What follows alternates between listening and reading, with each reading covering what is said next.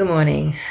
Welcome to Reclaiming Your Voice. My name is Renisa. You may call me V. And welcome to this series of me living my life out before you, depending on God 100%. And this is something that I've been doing for the past couple of years. But I know that for me and many people, this is not an easy thing to do. But I've been doing it in different ways. So the Reclaiming Your Voice journal is about how I've been living my life 100% dependent on God. Not having a job for 3 years after 2020, not having consistent income, doing different things, and having relationships with friends and in ministry and working and just many different things. So in my prayer for this journal series is that as you watch me live my life out, that you will be inspired and encouraged, and most importantly, know that you can do it too. Because the Lord, He wants to do this journey with you because He is the author of your journey.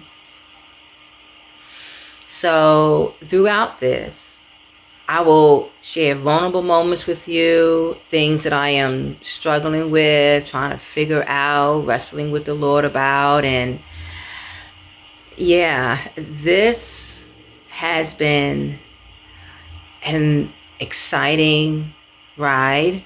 I am walking by faith and not by sight. This will look different for you compared to me.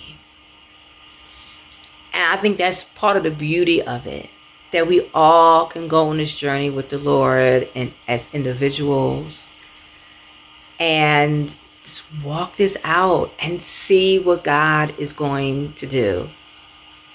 So if that is something that you are interested in and you are wondering, how do I walk this out practically and spiritually and biblically? What does this look like through life application?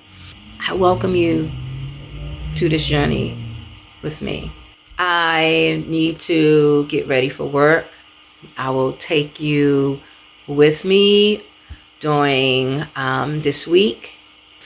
I'm gonna get myself together, and I will see you before I go to work. All right, well, I am ready for work. I'm not as late as I thought I was going to be. I'm actually not late at all, so that's great. Regarding depending on God, now I am not only talking about finances. I'm talking about mentally, emotionally, and of course, spiritually.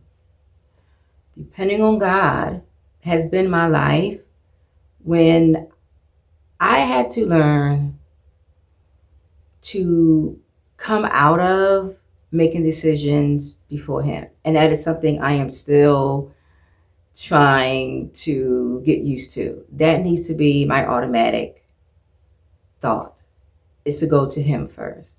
Because I need to figure something out. I would just think about it on my own, and I would not include God in it. Do you want me to have it? Do you want me to go?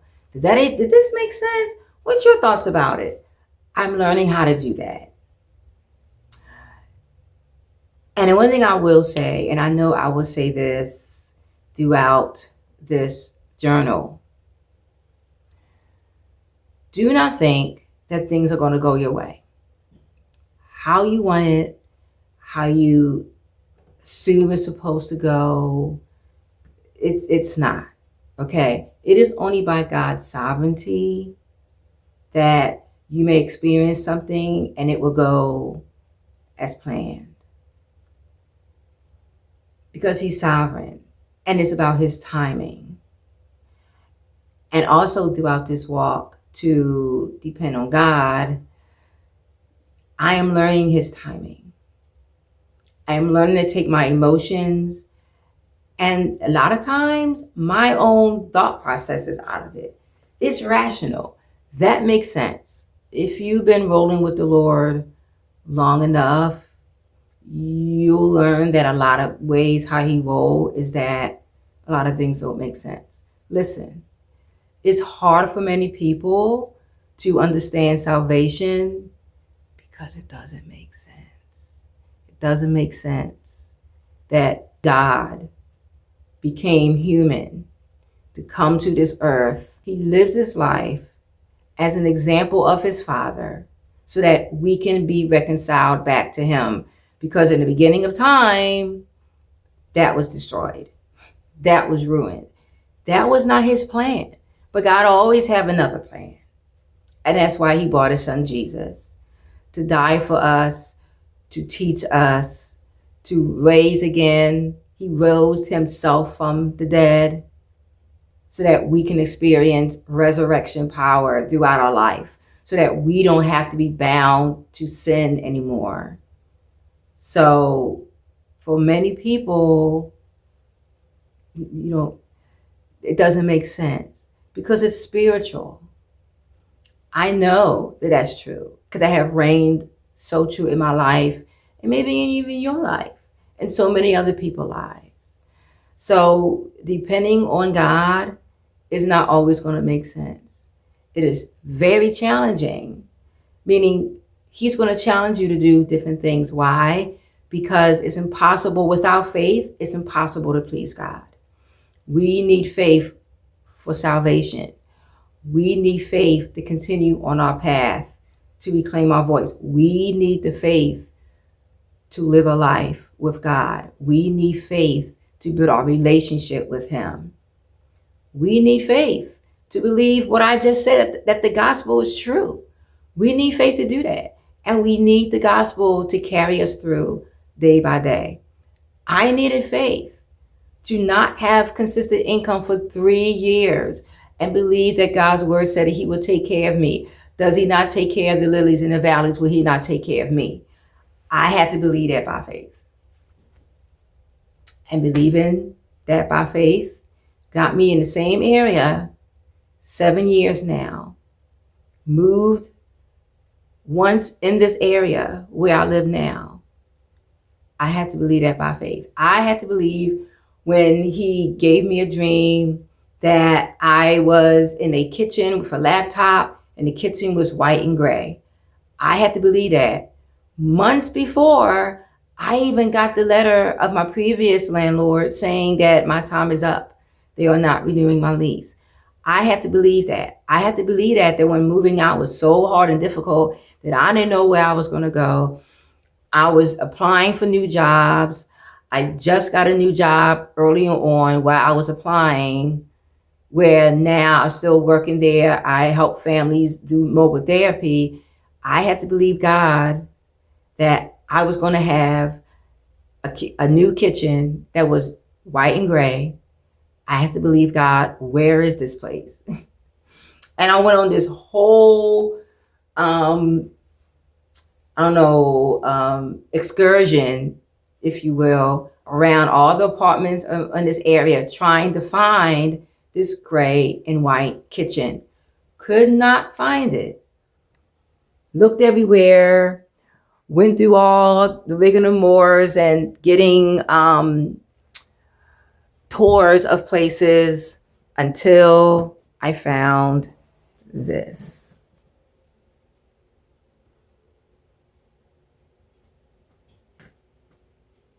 Till I found this. I had to believe by faith that he showed me a gray and white kitchen. And here's the thing too about this gray and white kitchen. It was hard to get in here. It was really hard to get in here. It was a battle. So that did not mean this was not my place, because he showed it to me. However, it was a battle. I had to pray. I had to keep having faith and pray for that I won't be stressed out, because at the time was ticking. Time was ticking. Like, I had to be out of my place the end of December. Actually, yeah, by New Year's. And I did not have the approval yet. And God came through. He came through. They finally called me. And it was like, we don't even know why this took so long, Miss Williams. We are so sorry. It's his timing. It's his way. And this particular place did not ask for the norm, 3 months of income. It didn't even ask for all of that. So I'm just saying, depending on God, it's a wonderful journey, but it will change your life. And it's exciting. So I am on my way to work to do what I need to do. And maybe I'll take you on the road with me, maybe not, but yeah.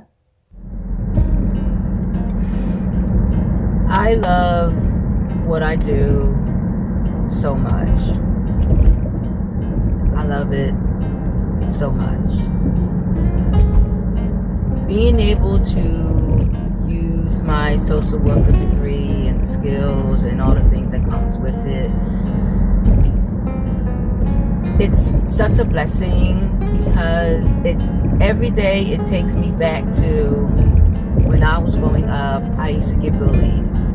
The majority, all of my childhood, I was bullied. It started from the age of 5, and it finally ended in, what grade was that? 12th grade. No, it was 11th grade. 11th grade. I was bullied in my neighborhood at the earliest age, and then it just went in school from junior high and high school. But one thing I will say is that as far as being a social worker, I already know that there are not many social workers that would do what I do, meaning like how much I get paid. I'm not saying no one would, but many would not. Because in the social worker community, that's an often spoken about discussion. We don't get paid enough. You know, the system is this, the system is that towards us. And I'm not saying that it's not true. What I'm saying is, there will be times where God will give you an assignment, like I said earlier, that doesn't make sense. But it is indeed where He wants you for however long. So, as I'm on my way to my school, I'm not the school social worker, mind you. I'm not any of the kids' counselor. Okay? I lead the recess and lunch. So the school I work at is 3rd graders to 5th. And yeah, I am over them lunch and recess. I'm like the recess and lunch lady, but not. I am all up in those babies' business. I am helping them with life skills, emotional skills. I am supporting them when they cry, when they argue, when I don't get along. And I will keep saying it. This is the largest group work I've ever done so far. And I have the opportunity to lead a team every day. And I've been there for 3 years. And I will tell you, the favor of God that is there with me from my boss and all of the teachers, it's nothing but God. It's nothing and no one but God. That within 3 years, and this is the 3rd year, but like last year, he just kept saying to me, you have the power to do this. I give you the power to do this. Like, for him to trust me over like 300 little people,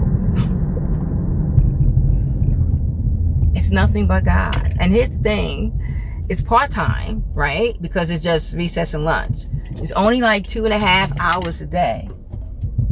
It's an amazing schedule. It's an amazing schedule. I don't get benefits, but one benefit I do get is I get a pension. So,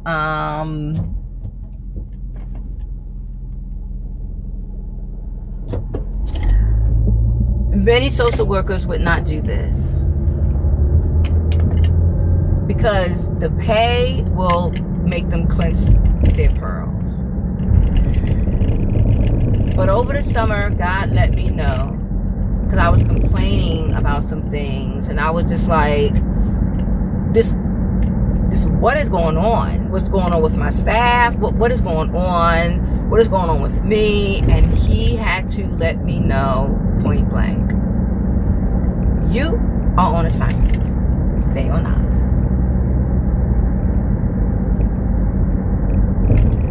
And every year since I've been there, I got a pay increase.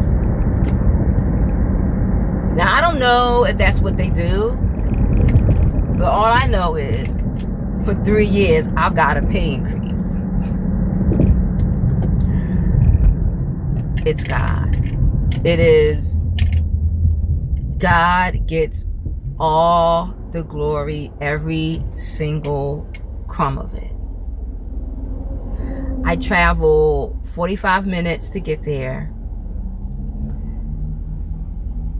with a big smile on my face, with gratitude on my face, to be able to go to work and get along with everyone there. Many people don't have that, and I'm thankful for that. Many people go to work not wanting to be there, ready to leave, waiting for Friday. That's not my story for this place. When God blesses you, he doesn't repent.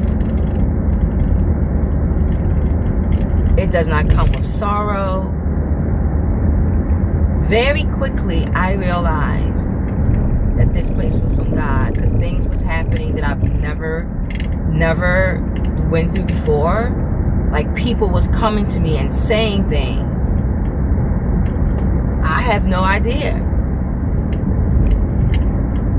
I don't know how I was able to win the respect for those kids so quickly, year one. And that proves that it's all God.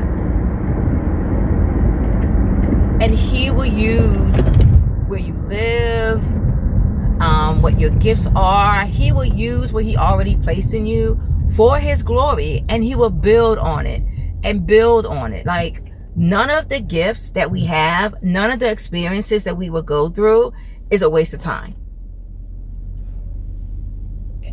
Even the hard stuff. For me to get bullied all my childhood, like, I've been working with children throughout the years, but this is a new impact that I am making, to be so close to so many children at one time, and to be able to make an impact the way I've been making it, being mindful of how bullying happens and teasing and the emotions of kids, and even me being a big kid myself, that helps. That's by that being a part of my personality. I love being around kids. I love the sound of children playing. All of that God used, and he's using where I'm at now. So don't ever think that what you are doing, what you've been through, good, bad, ugly, or in between, that God is not using that for your calling. What's my calling? What's my purpose? Your purpose is going to come out of some hard times. Your purpose is going to come out of some rough things. Your calling is going to be formed by those very things that was hard, you did not like, which you may be wrestling with now.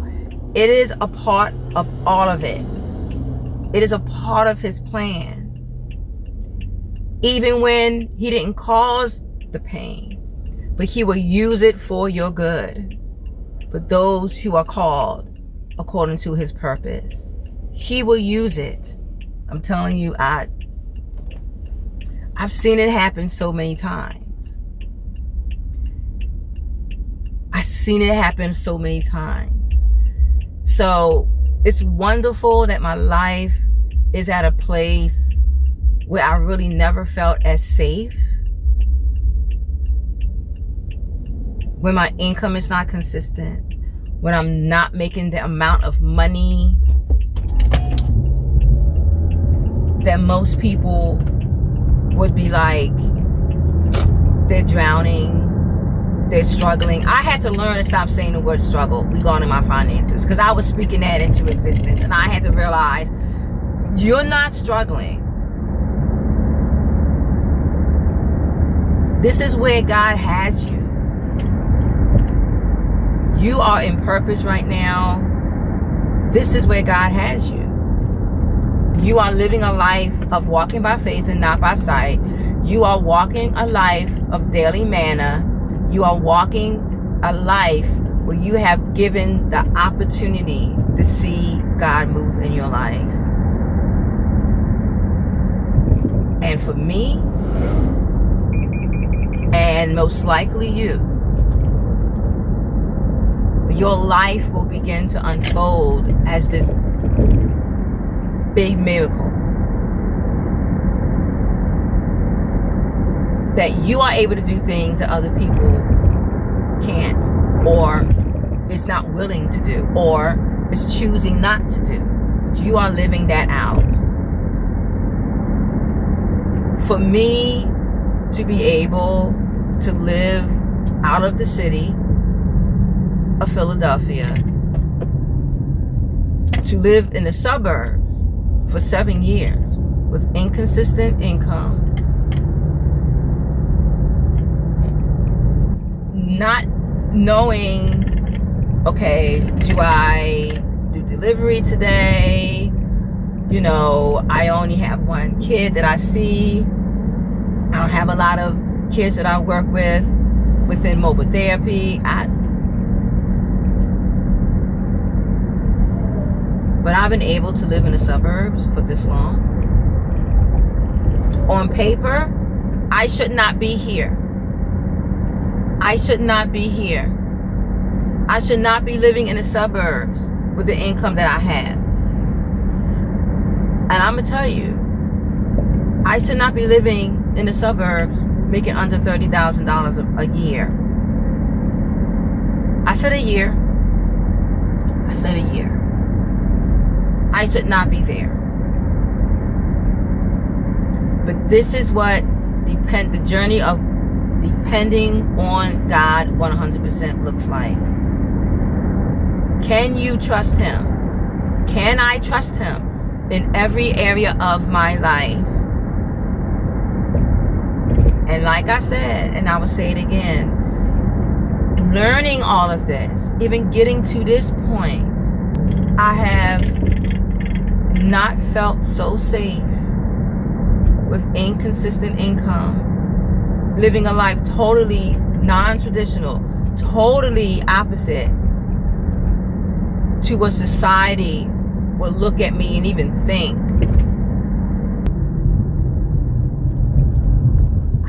How is she even doing this? I'm doing it by trusting the Lord.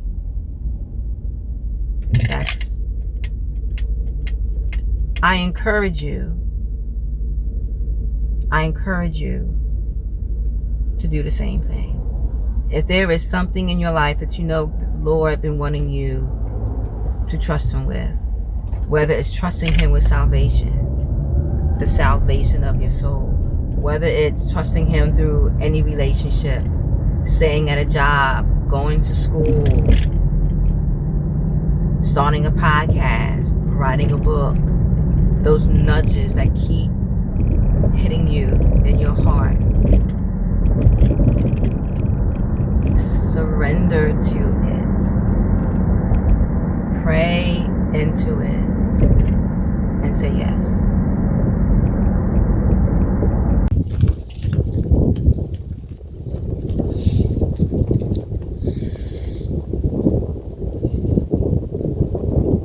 Today is such a beautiful day. I am done work. It went by so fast too, because I really think vulnerability will be a blessing for someone, because a lot of times when we are going through stuff, we don't want to go, too deep down and dirty with stuff. Now, will I tell you everything? No. But when I feel like I should, I will. And this is one of those times. So, yeah, it's the 5th of the month. And after the 5th, there's a late fee. So when I got home, I looked at everything, put everything in the account. And that's when I found out that I'm a little short. So close. A little short. So I'm thinking about, so what we doing, God? What we doing? Like, what we doing? And I'm just waiting. I even prayed, Lord, touch someone's heart to send me money. I've started thinking like, okay, what can I do? What money do I have? And all those things. Now, I started I've been had the savings account, but I started depositing money in the savings account. And when I did that, I told the Lord, look, every time I begin to start a savings account, I end up spending it. So frustrating and annoying for me. So I told him, like, I want to trust you with this.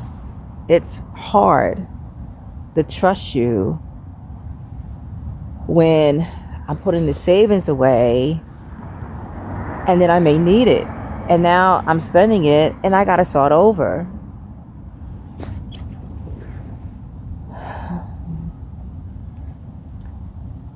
So I asked him to help me to trust you in this area, because if I don't, I'm going to stay in this cycle forever. And, I'm really thinking like, if all this it takes is me to trust the Lord in this area,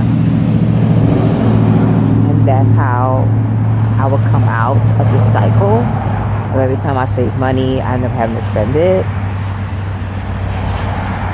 If he's the only way that I can do that and be steadfast with that and be consistent with that,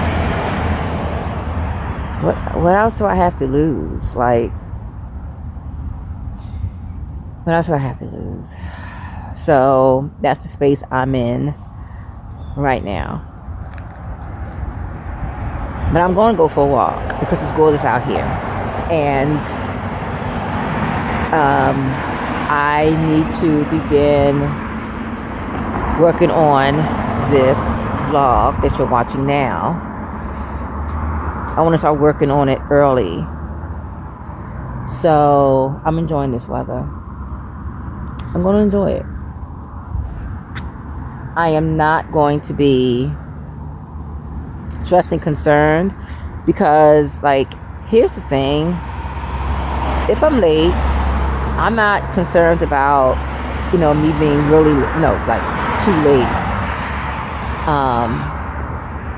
where the courts would get involved. That's I'm not concerned about that.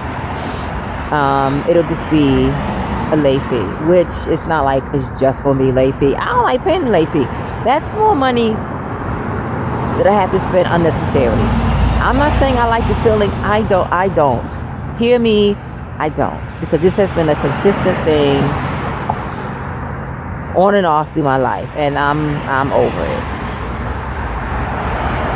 So there are some things I can do, but because I want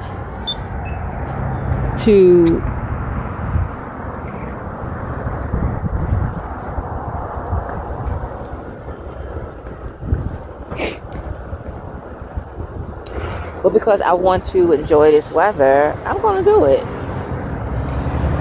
I'm going to do it. I'm not going to be at my computer trying to figure out stuff. I'm not going to be at my computer stressing out. It's going to get paid. Maybe not, absolutely not how I prefer, but it will get paid. It will get paid.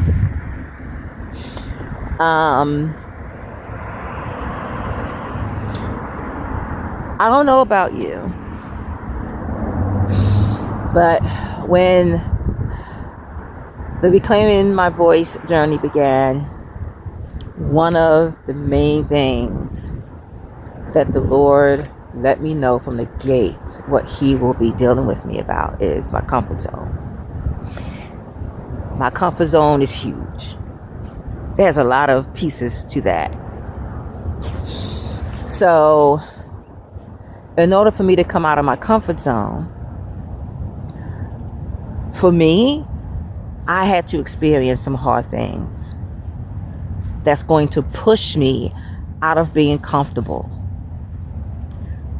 Because when we're in a comfort zone, we're trying to make a situation easier, whether we're making an easier choice from a hard one, or we're trying to stay away from hard stuff.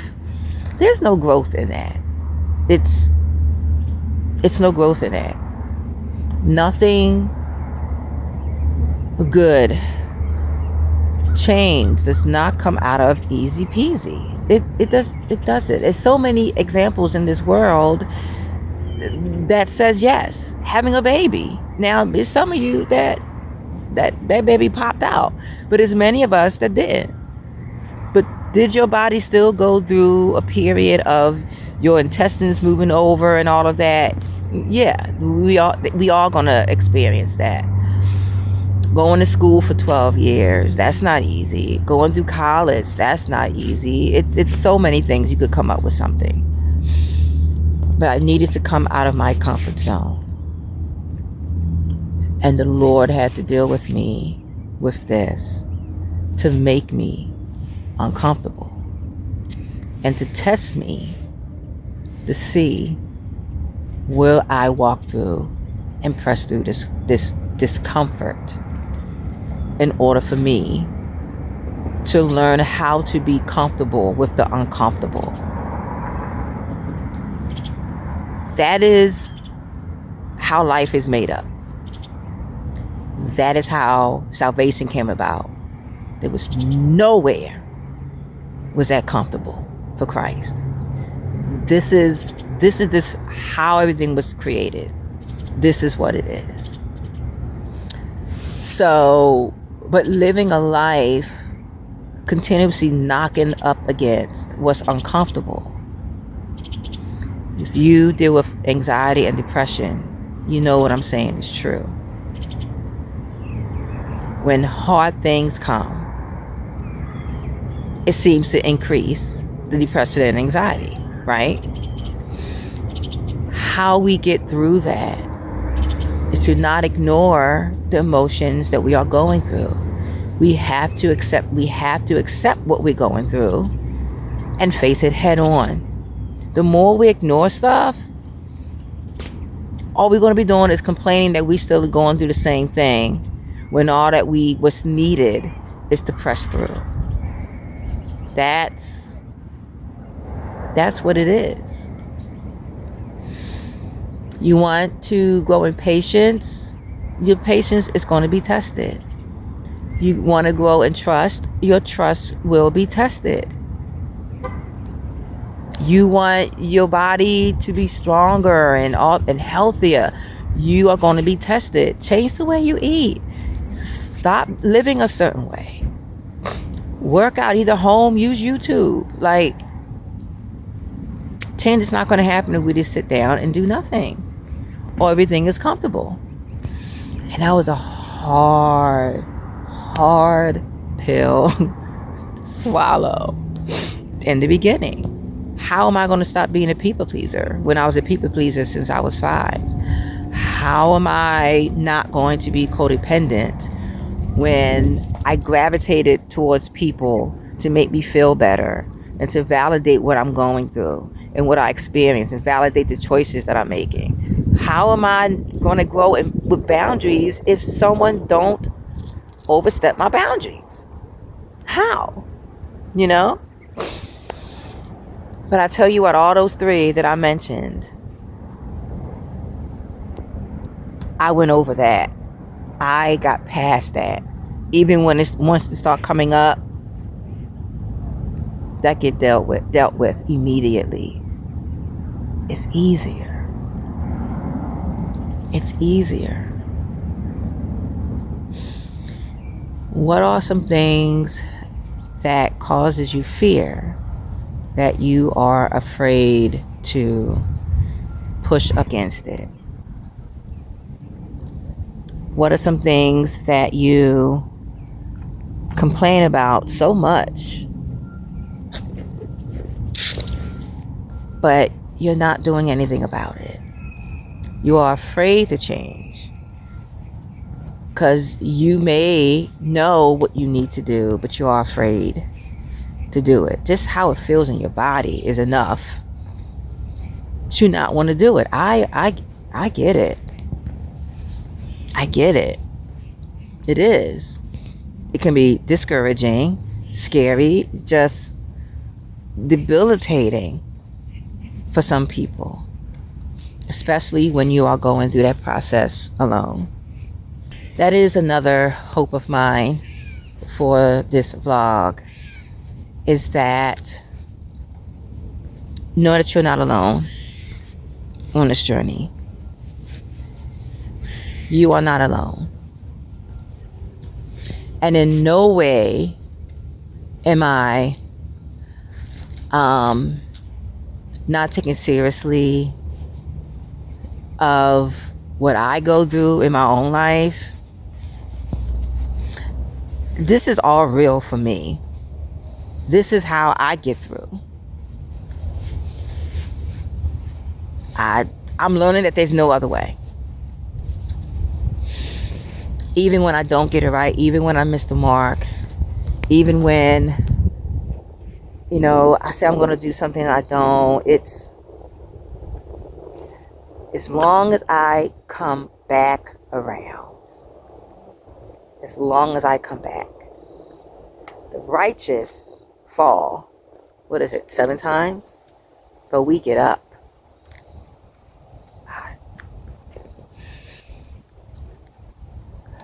We get up.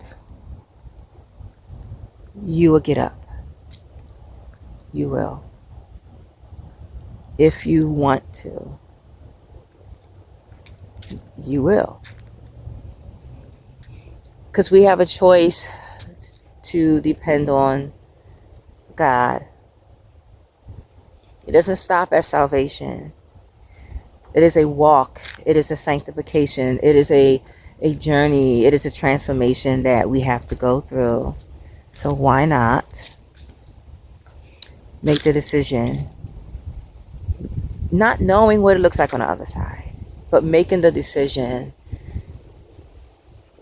to do it with God. He will show you some crazy stuff, I'm telling you. But your life will change. So I am going to finish this walk. Enjoy the rest of my day.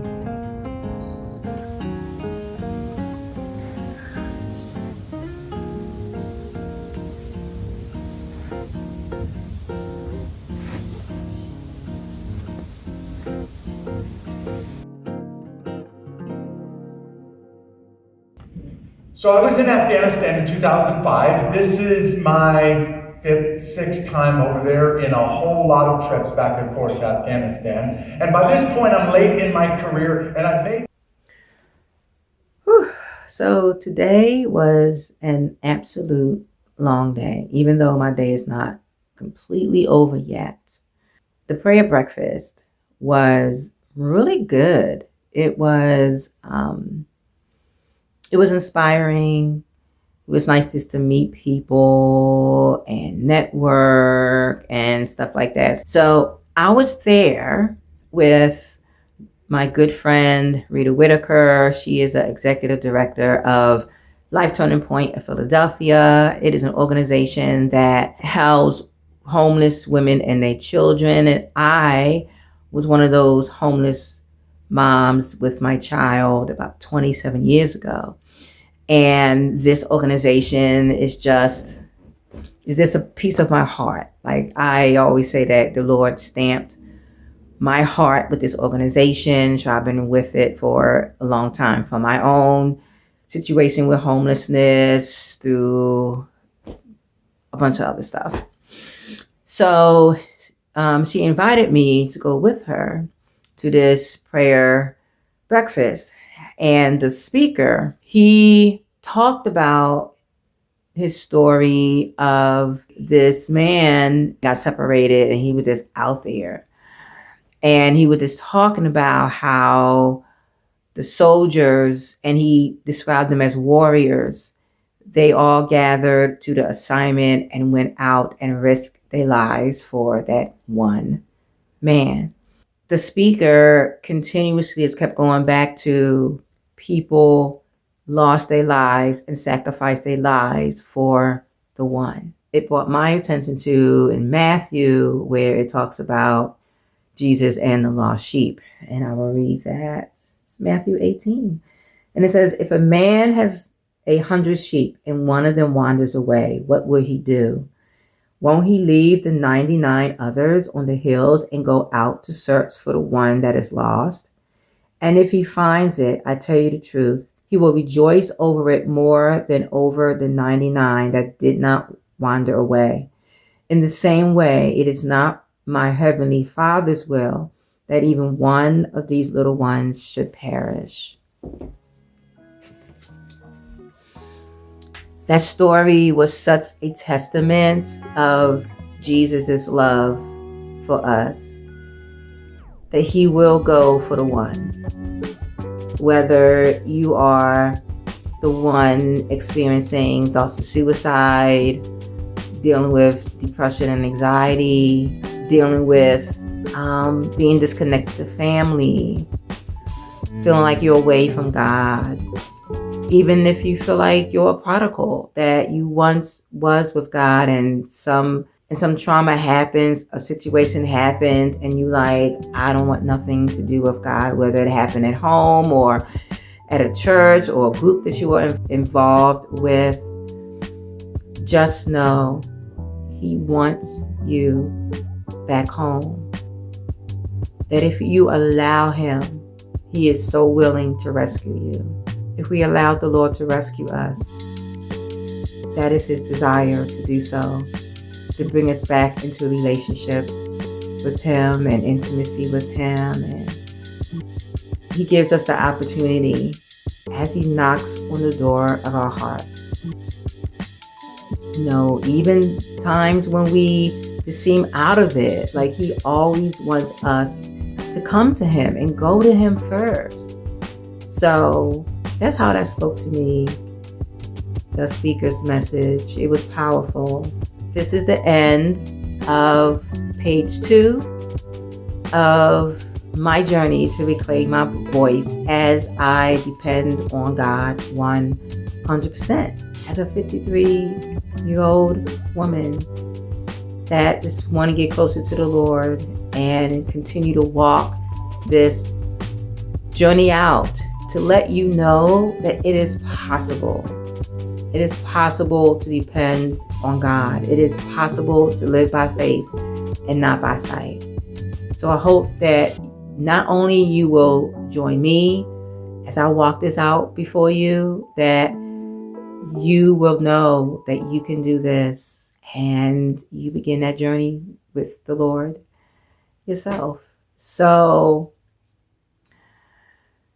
as this page is turning, see you later.